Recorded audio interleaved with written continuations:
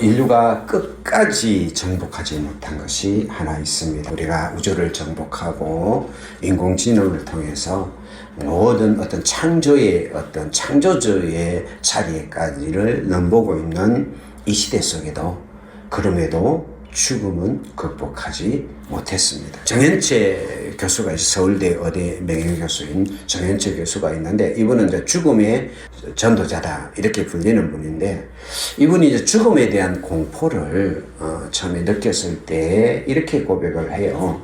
20년 전 나이 50을 바라보는 시점에 죽음에 대한 공포가 불현듯 저에게 찾아왔습니다. 사람이 죽으면 어떻게 되는가에 대한 궁금증이 아니라 내가 죽으면 어떻게 되는가가 궁금증의 핵심이자 두려움의 근원이었습니다. 내과 의사로서 20년 넘게 환자에게 심폐소생술도 하고 임종을 옆에서 수없이 봤음에도 불구하고 그때까지는 죽음을 늘 다른 사람의 것으로만 받아들였습니다. 죽음이 모든 것의 끝이라면 내 존재 자체와 이를 받쳐주던 모든 게 없어질 것이고 그렇게 생각하니 엄청난 공포가 밀려왔습니다. 밤에 잠을 못 이루는 불면증을 겪기 시작한 것도 이때쯤이었습니다. 죽으면 매일 얼굴을 맞대던 가족들도 서로의 안부를 물으며 함께 웃고 울고 울어주던 친구와 지인들도 더 이상 만날 수 없고 푸른 하늘과 뭉게구름, 저녁 노을, 산들바람에 살랑거리는 나무잎과도 영원한 이별이고 나의 모든 것이 깜깜한 암흑 내지 10년 속으로 사라진다고 생각했습니다. 오늘 퇴근하다가 갑작스러운 사고로 죽을 수도 있고 지침 중에 심근경색으로 돌연사를 할 수도 있다고 생각하니 암울하고 끝을 알 수 없는 아득함과 막막함이 몰려오면서 꼼짝달싹할 수가 없었습니다 하고 그가 고백하는 것을 읽었습니다.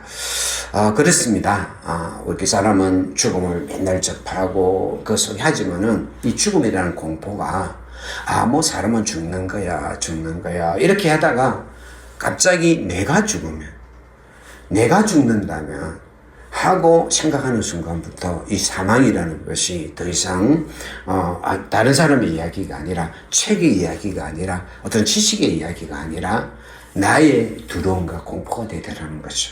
그런데 이 사망에 대한 놀라운 선포가 오늘 본문에 나오고 있습니다. 같이 한번 읽어볼까요? 시작. 사망아 너의 승리가 어디 있느냐. 사망아 내가 쏘는 것이 어디냐. 사망이 쏘는 것은 죄요 죄의 권능은 율법이라 그랬습니다. 이 고린도전 부활장이거든요. 그 부활에 대한 부분을 쭉 세술해 놔놓고 갑자기 바울이 사도가 소리를 치는 거예요. 사망아 너의 승리가 어디 있느냐. 사망아 내가 쏘는 것이 어디 있느냐. 사망이 쏘는 것은 죄요 죄의 권능은 율법이라 하고 소리쳐서 사실 누구보다 어떤 사망에 대한 이런 부분들이 가장 가까운 사람이 바울 사도였습니다. 그는 사역하는 내내 어떤 사망에 직면하면서 살았던 사람입니다. 감옥에 걸려서 빌보 감옥 깊은 곳에 갈 때도 죽을 수밖에 없었고 때는 돌에 맞아 죽을 때도 있고 강도의 위협도 있었고 배가 파산이 나가지고 죽을 때 이게 항상 그의 삶 속에 죽음이라는 것이 늘 직면하면서 살았던 삶이 사도 바울의 삶이거든요.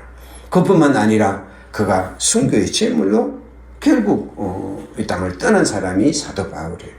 그가 늘 죽음에 직면했던 그가 늘 죽음이라는 사망이라는 위협 속에서 늘 살아있던 그가 외치는 거야. 사망아 너의 승리가 어디 있느냐. 사망아 너의 쏘는 것이 어디 있느냐 하고 소리를 치는 거야. 그러면서 사망이 쏘는 것은 죄요 죄의 권능은 율법이라 하고 외치고 있습니다. 그러니까 이 사망을 어떻게 묘사하느냐 하면 이 뭡니까 독침을 갖고 우리를 쏘는 어떤 정갈이라든지 이런 괴물로 묘사를 하고 있는 거예요. 침이라는 것이 독침의 정체를 오늘 56절에 뭐라고 말하느냐. 죄라는 거예요. 죄. 쉽게 이야기해서 사망이라는 것이 우리랑 관계없는 거예요. 관계가 없는데 어느 순간인가 죄가 우리 안에 딱 들어오는 순간 그 죄가 탁 지은 순간 그 죄를 통해서 사망이 우리 안에 들어오는 거예요. 그래서 사망이 오늘도 우리 인생을 막 파괴시키고 파멸시키면서 오게 만드는 그 뭡니까? 뭐냐? 죄라는 거죠. 그렇죠? 그런데 이 죄가 내 안에서 사망을 불러오게 만들 수 있는 권능이 있는데, 하게 만드는 그 역할이 있는데, 그게 뭐냐면 율법이라는 거예요. 그 죄가 우리 안에 들어오는 순간부터 이 사망이 우리에게 공포와 저주가 되는 거죠. 이게 보면, 이게 사망이 있다면 사망이 있는데, 이 사망이 우리에게 죄라는 것이 죄라는 거예요. 근데 이 죄가 계속 우리에게 이렇게 사망을 주게 만드는 게 뭐냐? 율법이라는. 그래서 이게 지금도 사망이 우리를 붙잡고 있는 근세라는 것이죠. 제가 이렇게 제일 억울한 게, 운전을 가다가 억울한 게, 그 어린이 이렇게 그 보호구역에서 이 딱지를 뗄 때 진짜 억울해요. 근데 그 딱지를 떼는 속도가 뭐냐면 한 40km, 45km. 여기 딱 찍히는 거예요. 여기 하나 딱 찍히면 그냥 7만원, 8만, 12만원 막 이렇게 막 나오는 거예요. 그러면 예를 들면, 내가 45km 가는데 왜 거기 가면 우리가 10만원을 내야 됩니까? 법이 어린이 보호구역에 30km를 넘어가면 벌금을 내야 됩니다 하는 법이 있기 때문에 그러면 나는 나 45km밖에 안 되는데 나 안전하게 다니는 데가 아무리 이야기해도 법이 그렇게 정해져 있으니까 나는 꼼짝없이 내야 되는 떨려야 되는. 쉽게 말해서 사망이 우리를 찌르는 침이 죄고, 그 죄가 우리를 찌르게 만드는 게 율법이라는 뭐냐면, 그 사망이, 그러니까 우리가 죄를 지으면 그걸 사망이라고 말하는 것이 율법이거든. 성경은 분명히 말하거든. 죄의 삭은 사망이라. 죄의 삭은 사망. 그러니까 죄가 내 안에 들어오면 사망은 합법적인 권한을 가지고 내 인생을 지배할 수 있는. 그때부터 내 안에 죄가 들어오는 그 순간부터 우리 인생에 사망이 왕노릇을 하기 시작하고, 그 사망이 그 죄의 정죄를 가지고 내 인생을 파괴시키는 거예요. 그런데 바울이 고백을 하는 거예요. 같이 읽겠습니다. 시작. 우리 주 예수 그리스도로 말미암아 우리에게 승리를 주시는 하나님께 감사하노니 그랬어요. 사망아 내가 승리하는 것이 어디 있느냐? 사망아 내가 쏘는 것이 어디 있느냐? 내가 쏘는 것은 죄고, 그 죄가 우리에게 권능을 내는 건 율법인데, 그런데 이 사망의 권세와 그 모든 것을 다 이긴 분이 계시는데 그분이 예수 그리스도라는 거예요. 그분이 내게 승리를 준다. 할렐루야.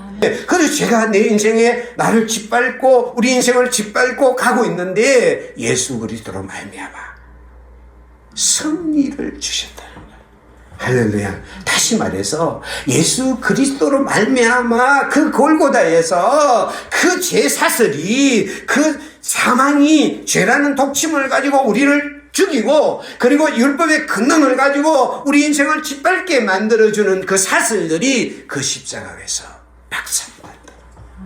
할렐루야. 아멘. 그러니까 예수 그리스도가 그 십자가를 통해 가지고 그 율법을, 하나님의 그 율법을, 쉽게 말하면 하나님이 이 죄를 지으면 사망이야. 그러면 그 사망의 죄를 누가 받? 예수님이 받았다는 거야. 그래서 지난주에 우리가 설교한 대로 온 인류의 그 죄악을, 그 온 인류를 향한 그 진노의 잔을, 온 인류의 행벌의 잔을 예수님께서 그 골고다 겟세마네 동산에서 땀방울이 핏방울에 몸부림치면서 그 길을 걸어간 거예요. 그래서 하나님의 그 율법을 성취시킨 거예요. 그리고 예수님께서 그 십자가 위에서 그 사망의 침을 당신이 맞은 거예요. 온 인류의 그 죄악의 침을 당신이 맞아서 그 십자가 위에서 죽으신 거예요. 그러므로서 그 죄를 우리의 삶에서 제거한 거예요. 사망에게서 그 죄의 침을 빼버린 거예요. 사망은요, 쉽게 말하면 우리를 찌를 침이 없어요. 독침이 없어요. 우리를 찌를 그 독침이 죄인데요, 그 죄의 독침을 예수님께서 십자가에서 다 맞아버린 거예요. 그리고 그 사망을 깨뜨리고 3일 만에 부활하신 거예요. 그래서 예수 그리스도는 오늘도, 우리는 소리칠 수 있어요. 사망아, 내가 쏘는 것이 어디냐.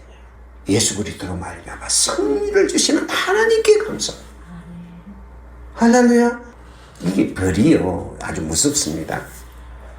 이 말벌이 굉장히 막 하나 치면 죽거든요. 쇼크사로 죽는데, 근데 이게 막 벌이 그러면 얼마나 겁납니까? 와, 겁나는데, 그런데 이 벌이 예를 들어 침을 한번 딱 쏘고 나면 내장까지 상한대요. 그래, 이 벌은요, 한번 쏘고 나면 그다음 못 사요. 그러니까 쉽게 이야기해서 한번 톡 쏘고 나면 독이 다 나가버리고, 그 다음에 이 내장까지 나가기 때문에, 그 다음부터 이 벌이 아무리 해도 이게 우리한테 아무 예외 안 되는 거예요. 그래서 이 독침을 잃어버린 벌은요, 그냥 왱왱거리는 하나의 벌레에 불과한 거예요, 벌레.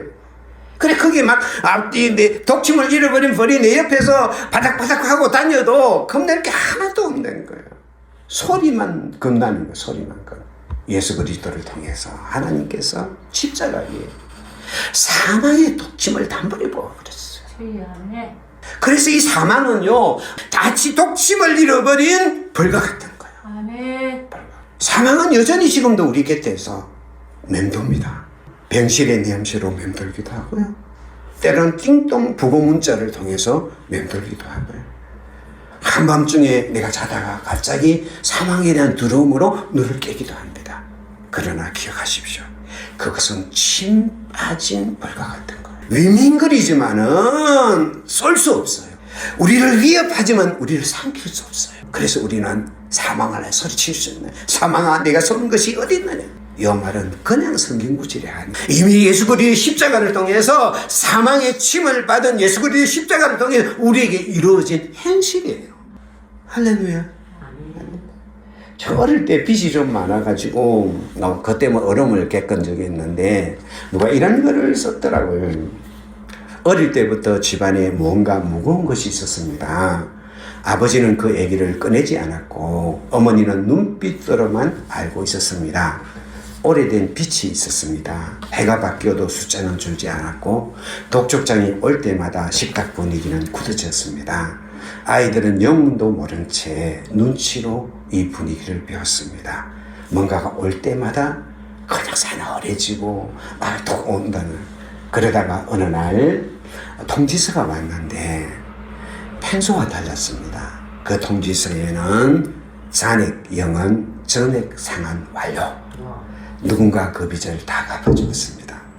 아버지는 그 종이를 오랫동안 들여다보았습니다. 손이 떨렸습니다. 그날 저녁 식탁이 달랐습니다. 말수가 많아졌고 웃음소리가 담 너머까지 퍼졌습니다. 이처럼 우리 하나님께서는 우리가 평생 갚을 수 없었던 그 죄의 부채를, 그 죄장부를 십자가에서 도장 딱 찍어가지고 패버리신 거예요. 이제 잔액 영은, 내가 죄에서 갚을 거 아무것도 없어요. 영은 이제 우리가 받는 사망 통보는요, 효력을 잃은 문서예요. 이미 대신 갚아진 빚을 갚으라는 거거든요. 이미 다 갚아버렸는데 또 갚으라는 거니까, 이 시기가 지나면, 쉽게 말하면 시기를 놓쳐버린 통지서를 갖고 고민할 사람이 아무것도 없죠. 사망아, 내가 쏘는 것이 어디 있느냐. 이 외침은 오늘 우리가 정말 네 영혼, 정말 부채의 영혼이라는 정말 그 통지서를 붙잡고 그 십자가 앞에서 우리가 사망을 향해서 당당하게 외칠 수 있는 능력인 거예요. 아주 어스름한 어둠이 골고다 언덕을 덮고 있는 어느 오후, 그 대기는 무거운 죽음의 냄새가 아주 진동을 하고 있었습니다. 거기에 평생을 어둠 속에 거칠게 살아온 한 사람이 있었는데, 사람들은 그 사람을 강도라고 불렀습니다. 그의 손은 피로 얼룩져 있었고요, 그의 마음은 죄의 가시덩굴로 가득 차 있었습니다. 이제 그는 나무틀에 매달려 자신의 마지막 숨이 가쁘게 잦아드는 것을 지켜보고 있었습니다. 육체의 통증보다 더 괴롭게 하는 것은 평생을 따라다니며 속삭였던 죄라는 이름에 있습니다. 너는 끝났다. 내 삶은 실패작이야. 이제 내가 갈 곳은 영원한 어둠뿐이야. 사망이라는 거대한 파도가 그를 집어삼키려고 입을 벌리고 있었습니다. 죄는 그를 정죄하고 목을 조여왔고 죽음은 승리자인 양 그의 눈앞에서 그를 비웃고 있었습니다. 그는 두려웠습니다. 인생의 마지막 문턱에서 그가 마주한 것은 용서받지 못한 과거의 죄악의 자리였습니다. 그때였습니다. 옆에서 들려오는 가느다란 그러나 지극히 평온한 숨소리가 그의 심장을 두드렸습니다. 고개를 돌려 바라보니까 자신과 똑같이 십자가에 매달린 한 남자가 있었습니다. 하지만 그분의 눈동자는 달랐습니다. 그의 눈 속에는 자신을 조롱하는 군중을 향한 원망도 없었고요. 다가올 죽음에 대한 공포도 없었습니다. 대신 그곳에는 깊고 푸른 바다보다 더 깊은 긍휼이 일렁거리고 있었습니다. 사내는 그때 깨달았습니다. 저분은 죄 때문에 죽는 것이 아니라 바로 나의 죄를 대신 지고 계시다는 것을 깨달았습니다. 순간 그의 영혼의 밑바닥에서부터 뜨거운 뭔가가 울컥 치밀어 올랐습니다. 그래서 그는 온 힘을 다해서 소리를 쳤습니다. 예수여, 당신의 나라에 임하실 때 나를 기억하소서. 그건 절규가 아니었습니다. 평생 어둠 속에 갇혔던 한 영혼이 빛을 향해 내민 가나편 손길이었습니다. 자격 없는 자가 염치 없이 내뱉은 가장 진실한 고백이었습니다. 그때 거칠게 갈라진 예수의 입술이 천천히 열렸습니다. 그 입에 나온 말은 제 정죄를 부수고 사망의 빗장을 녹여버리는 생명의 말이었습니다. 내가 진실로 내게 이르노니 오늘 내가 나와 함께 나그네 있으리라. 그 순간 기적이 일어났습니다. 사내를 짓누르던 죄 사슬이 소리 없이 끊어져 나갔습니다. 너는 죽어 마땅하다고 소리치던 율법의 고소들이 그리스도의 한마디에 힘을 잃고 흩어졌습니다. 죽음은 더 이상 공포의 대상이 아니었습니다. 사대의 눈에 비친 골고다의 십자가는 처형대가 아니라 영원한 나라로 들어가는 문이었습니다. 사망아, 너의 쏘는 것이 어디냐? 죄는 무력해졌고 사망은 그 독침을 잃었습니다. 사내의 가슴 속엔 평생 느껴보지 못한 시원한 생명수가 흐르기 시작했습니다. 육체의 생명은 꺼져갔지만 그의 영혼은 이제껏 한 번도 경험하지 못한 눈부신 아침을 맞고 있었습니다. 마치 겨울의 끝자락에 대지를 뚫고 올라오는 작은 새싹처럼 십자가의 피눈으로 영원한 봄의 향기가 피어올랐습니다. 사내는 이제 평안히 눈을 감았습니다. 그가 마지막으로 내뱉던 숨은 죽음의 신음이 아니라 주님의 품에서 다시 시작된 첫 번째 생명의 호흡이었습니다. 이 우편 강도의 모습을 이렇게 시적으로 표현을 해봤는데, 십자가는 우리를 가두고 있던 죄 감옥을 부숴버리고요, 사망이란 이름의 종착역을 영생이란 이름의 출발역으로 바꾸는 그게 십자가예요. 이전까지는 우리가 죄 감옥 속에서 그 사망의 독침에 찔러 살아갈 수밖에 없는 우리 인생을, 그 감옥을 부숴버리고 지금 우리의 인생의 종착역은 사망이었던 것을 이제는 영생이란 출발역으로 바꿔놓는 게 십자가인 줄 믿습니다. 할렐루야, 할렐루야, 할렐루야. 오늘도 그 주님의 은혜가 여러분에게 넘치기를 축복합니다. 그리고 첫 번째로는 이 사망이 우리를 괴롭히고 우리를 넘어뜨리는 이 사망의 독침을 십자가를 통해서 제거하고 승리했기 때문에 예수님의 부활은 승리의 부활인 줄 믿습니다. 그럼 두 번째는 뭐냐? 53절, 54절 같이 한번 읽겠습니다. 시작. 이 썩을 것이 반드시 썩지 않을 것을 입겠고 이 죽을 것이 죽지 아니함을 입으리로다. 이 썩을 것이 썩지 아니함을 입고 이 죽을 것이 죽지 아니함을 입을 때 사망을 삼키라고 이르하고 기록된 말씀이 이루어지리라. 할렐루야. 두 번째는 뭐냐 하면 사망이 끊임없이 우리를 부패하게 만들어요. 우리 인생을 부패하게 만들고 우리 육신을 부패하게 만들고 그러잖아요. 우리가 살아가는 이 삶의 모습이 날마다 부패해지는 거예요. 쉽게 말해 썩어가는 거예요. 우리가 부패는 뭡니까? 생명이 없을 때 부패해지는 거거든요. 그러잖아요. 이게 손에 예를 들면 피가 안 통하고 막 이게 생명이 줄이 끊어지면 그때부터 이게 썩기가 시작하는 것처럼 우리의 인생이 부패해져 간다는 것은 그냥 늙어져 가는 것이 아니라 죄의 결과입니다. 죄의 결과.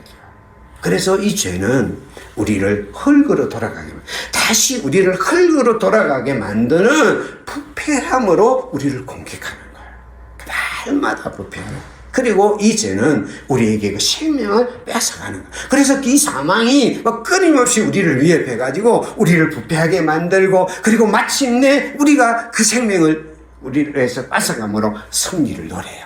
내가 이겼다. 내가 이겼다. 늙어가는 우리의 모습을 보고 부패하는 우리의 모습을 보고 날 가져가는 우리의 모습을 보고 사망은 막 쾌지를 부르짖는 거죠. 그리고 마침내 우리에게 생명이 떠나갈 때 우리가 정말 생명이 끝나버리는 우리의 모습을 보고 내가 이겼다. 그런데 하나님은요. 예수 그리스도는요. 이 썩을 것이 이 썩어져 가는 것이 썩지 아니할 것을 잊게 만들어버려. 우리가 죽었다고 사망이 승리를 외치는 그 순간에 죽지 아니할 것을 입어버리는 거예요. 입는다는 말이 계속 등장하는데 엔디오마이라는 말인데요. 이 말은 그냥 옷을 거치는 게 아니고 그래 우리가 그 옷 속으로 완전히 들어가는 거예요. 이 4번이나 이렇게 나왔는데요. 하나님께서는 우리가 이 우리 육신들이 썩을 육신들이 부활의 주님께서는 이 썩지 않을 우리 다시는 썩지 않는 다시는 사망이 내 삶에서 영향을 미칠 수 없는 썩지 않는 몸으로 우리를 입혀주세요. 다시는 죽지 않을 그 몸으로 우리를 입혀주세요. 입는다는 말이에요. 이게 우리가 부활을 우리가 생각할 때 사람들이 자꾸 생각하는 이게 뭐냐면 이 썩을 거 버려버리고 이 썩을 육신 다 버려버리고 내가 이제는 부활의 몸을 부활의 몸을 내가 갖겠습니다. 그래서 썩을 거 다 버려버리고 그 다음에 새 몸을 내가 입는 거를 그게 아니라 썩을 우리의 육신에다가 부활의 몸을 입혀주는 거예요. 마치 맨날 뭡니까 노동판에서 막 노동만 하고 맨날 좋은 옷 한 번도 못 입고 막 이렇게 하던 아버지가 맨날 이거 추레하게 이런 아버지가 어느 날 결혼식이라고 갑자기 때 빼고 강 빼고 이래가지고 딱 양복 입고 막 그 머리도 고대하고 이래가지고 면도도 하고 짜장도 좀 해가지고 딱 나가는데 완전 사람이 달라. 맨날 깨지지한 모습만 이렇게 보다가 완전히 다르. 그게 부활이라. 깨지지한 나는 너 가버려. 던져버리고 그 다음에 부활은 내가 나를 시아버지를 가져오는 게 아니라 큰 아버지 나가세요. 시아버지 가져오는 게 아니라 큰 아버지인 그 아버지가 새 아버지처럼 만드는 게 부활이래요. 이거는 굉장히 중요한 부분 하나예요. 이 부활을 우리가 자꾸 오해를 하는 거예요. 오해를 하는데 그건 헬라 철학이 나온 거예요. 헬라 철학은 뭐냐 하면 우리 인생은 이 육신이라는 부분에 갇혀가지고 그 해방되는 거라는 그게 아니라는 거예요. 부활은 새로운 몸을 우리가 덧입는 거예요. 사망이 아무리 자신을 막 파괴시키고 막 그렇게 해도 부활의 주님이 우리를 새롭게 만들어버리면 할렐루야 새롭게 만들어버리면 그 사망이 힘을 못 쓰는 그게 부활이라. 조니 에릭슨 다다라는 사람이 있는데요. 1967년도 7월에 17살 먹은 이 조니가 원래 이제 다이빙 선수였다. 남볼 거 없는 가장 아름다운 꿈을 꿨던 애가 그냥 언니들 같이 갔다가 강에서 다이빙을 딱 했는데 그 물이 너무 얕은 거예요. 뭔가 탁 뜨는 그 우직근 하는 소리가 나면서 목이 부러진 거예요.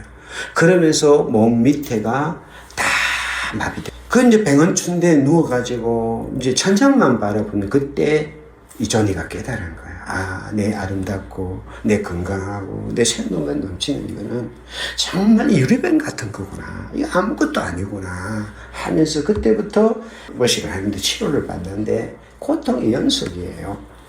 어제까지 생기가 넘치던 그 몸이 이제는 대소변도 가리지 못하고 조금만 방심해도 욕창이 생겨가 할증이 썩어 들어가는 막 이런 모습으로 누워있다 보니까 하나님 앞에 막 몸부림쳐 하나님 차라리 죽여주세요. 이게 육체가 하는 것보다 그 마음이 날마다 복패들. 그리고 이제 거울을 가만히 쳐다보면 그 일그러진 자기 모습이 그 시들어가는 꽃처럼 막 보이는 거예요. 그래서 매일 밤마다 나는 다시 일어날 수 없는 수의를 입은 시체와 같은 마음을 가지고 그가 있는 인생의 모든 것은 병실의 어둠, 마비된 감각으로 채워지는 서글픔만 막 있는 거예요. 그러다가 어느 날 그의 삶 속에 빛이 딱 찾아와요. 성경을 딱 읽다가 고린도 오늘 15장에 썩을 것이 썩지 아니함을 입고 죽을 것이 죽지 않음을 입으리라는 말씀을 딱 든 거예요. 그때 딱 깨달은 거예요. 아, 이 뒤틀린 이 지금 이 육신은 내가 영원한 집이 아니라 영원한 집으로 가기 이전에 잠깐 머무는 텐트였구나. 이것다는. 그러면서 그의 마음속에 기적이 일어나기 시작했는데 내 휠체어는 하나님이 나를 단련시키는 보자구나. 이렇게 깨달은 거예요. 지금 내가 이 누워있는 요게 나를 하나님의 보자구나. 이래가지고 그때부터 입을 갖고 그림을 그리기 시작했고요. 손가락은 움직일 수 없지만은 그 영혼은 더 찬란하게 빛이 나기 시작하면서 지금 다다는 1년이 넘는 백발 노인이 됐어요. 근데 여전히 그녀의 몸은 약하고 암과 만성 통증이 여전히 그녀를 괴롭히고 있어요. 그녀는 이렇게 말합니다.